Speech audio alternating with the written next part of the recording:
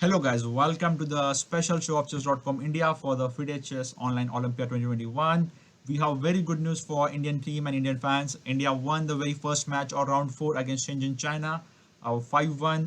Next match was against Azerbaijan, the most important match. India won 4-2. Koniro Hampi winning an important game over there very quickly and giving team the very good start, which made match very easy for our team. और उसके बाद दोस्तों round 6 the match against Belarus who made a king comeback after trailing against Hungary, and they made a draw with them 3 all.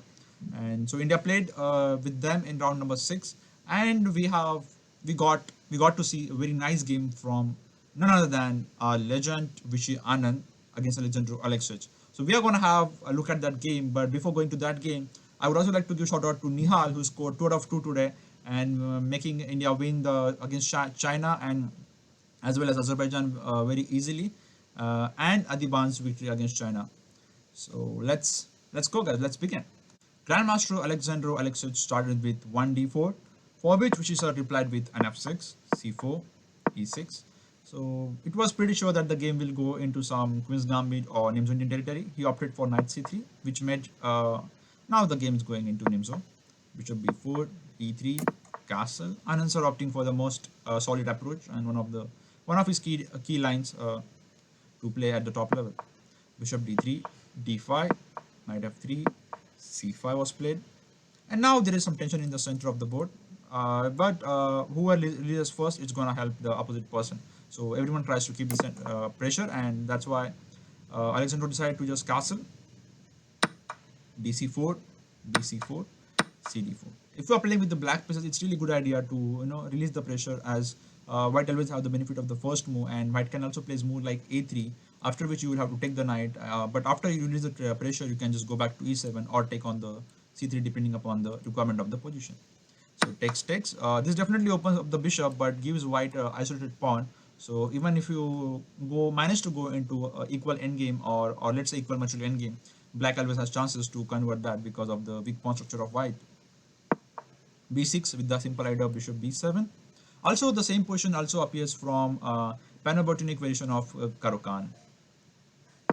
Bishop g5 trying to pin, and sometimes they try to play knight e4. That's why bishop b7 preventing the white's idea, and knight e5, knight d7 or h6. There are two moves here. You can just play knight d7 or play h6. So if you play knight d7, generally white takes on d7 or queen d7, bishop into f6, g into f6, and the black's position is completely fine as black has two bishop.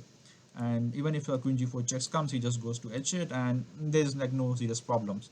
But if you play h6 first, now this gives you an extra option for your king to have an extra escape square, or you can also put your king here in some cases. So h6 was played first, bishop h4. Obviously white would like to keep the pin, and now Anand sir played knight d7. So this is like very famous position and being tested at the top level and almost odd level nowadays, which is like completely normal and let's say equal position. But here Alexandro understands the importance that I mean, looking for from Belarus point of view, he needs to win some games. Like he's playing with the white pieces, and Indian junior boards are really strong, and India is generally a very strong team. So whatever chance they have is like, I mean, it's not a chance even when you're playing against Anand, but he has to try. So instead of going for the main line or the line which gives equality for black, he decided to try something new, and he actually blunders. He plays bishop d3. So now the point is here he wants to put bishop on this longer diagonal, and if he wants to take on d7, now with queen d7, bishop into knight, pawn into knight, and now he can just go queen g4, queen h5, and sometimes knight can come to e4, and it can be a dangerous attack on the king because no one is there defending the king. So here Anand sir played very simple move, knight into e5. Now why knight into d7, knight into e5 first, and why not bishop into c3 first? Because if you take the knight first, then white can also play knight d7. You do definitely have bishop into d4, but it just simply gives white more option, and it's always easy to take the same pieces. या फिर हम knight से knight मारते हैं और फिर हम simplify करते हैं. So this is a good idea. So boys, here there are two possibilities, knight into e5 and bishop into c3. Anand sir ने इसको एकदम simple रखा और उन्होंने घोड़े से घोड़ा मारा.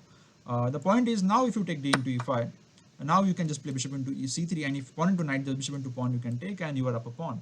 So bishop into c3, pawn into c3. अगर मारा जाता है, so guys, there is a one nice beautiful move coming in, queen d5, and probably this is the move which Alexandrov missed after closely like 5 to 6 minutes of a thought. As you can see, he has 7 minutes 46 seconds here, and Anand sir had close to 12 minutes. So यहाँ पर उनसे ये move miss हो गई, which gives double attack, a mating threat on the king, and okay, if he defends like f3, Anand sir can just take the pawn, and he's a pawn up, and okay, like a simple game, or let's say minus plus, which Anand sir will definitely convert.